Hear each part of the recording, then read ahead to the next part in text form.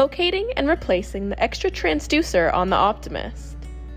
After prolonged usage, the ability for the unit to produce water vapor may become reduced.